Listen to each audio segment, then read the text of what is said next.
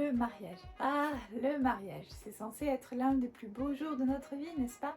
Et je parie que vous n'imagineriez même pas manquer votre propre mariage, n'est-ce pas? Eh bien, au Japon, c'est possible. Ici, on peut se marier sans être présent physiquement. Je vais vous expliquer tout ça.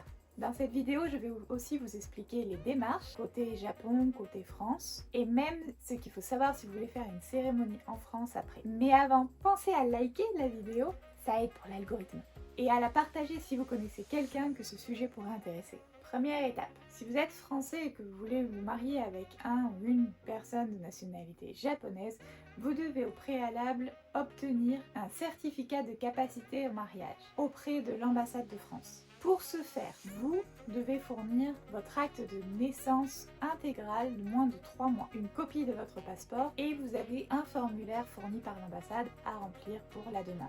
La personne de nationalité japonaise doit fournir son Koseki Toron, apostillé et traduit en français par un organisme reconnu par l'ambassade de France. Une liste vous est donnée sur les différents organismes. Pour le Kansai, il y en a 2 à Kyoto.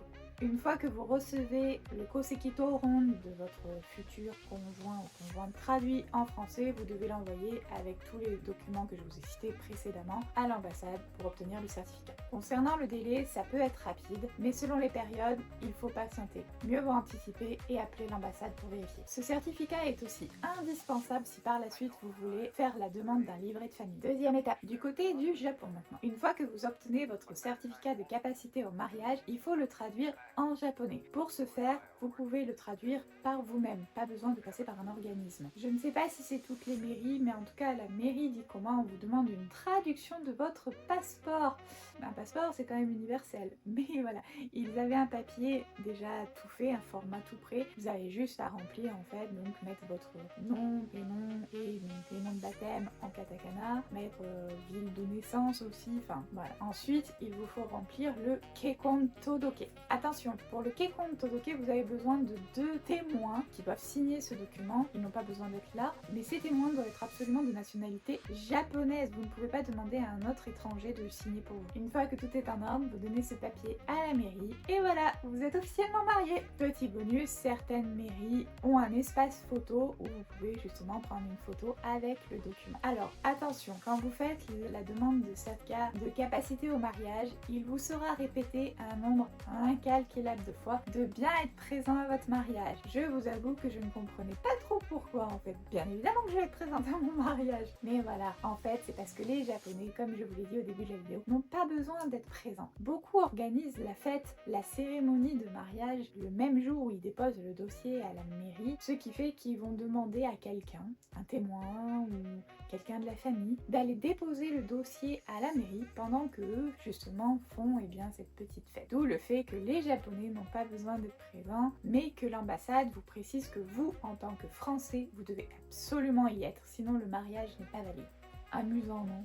Étape 3. Si vous souhaitez obtenir le livret de famille, pour que le mariage soit reconnu en France, il faut qu'il soit transcrit en français auprès de l'ambassade. Vous allez donc devoir récupérer le Keikon Todoke Kisai Shomesho à la mairie. Remplir une demande de transcription, vous devez faire apostiller le document et là encore le faire traduire en français par un organisme reconnu par l'ambassade. C'est très important. Vous devrez ensuite joindre la copie des passeports des 2 époux et envoyer tout ça à l'ambassade. Une fois validé, vous recevrez votre livret de famille qui pourra vous aider d'ailleurs dans toutes les démarches suivantes, comme faire mettre votre enfant sur le livret de famille. Quelques particularités à connaître. Une française, dans le cas d'un mariage entre français et japonais, de par la loi française, de toute évidence, nous ne pouvons pas prendre le nom du conjoint. Seuls les japonais peuvent complètement changer de nom. Pour nous, français, il va falloir justement organiser la reconnaissance par la France et faire la demande de changement d'état civil, par exemple sur le passeport, faire ajouter la mention époux X. Tout est très administratif, ça dure environ 30 minutes si vous avez tous les papiers et que vous avez déjà fait signer le Keikon Todoke par des témoins. Donc voilà, en 30 minutes, c'est plié, on repart marié, sans cérémonie ni robe blanche. Vous pouvez très bien organiser une fête, beaucoup de Japonais le font, à côté, mais vous n'êtes reconnu marié que justement par ce document à la mairie. Et la cérémonie en France? Si vous vous êtes marié d'abord au Japon, vous ne pouvez pas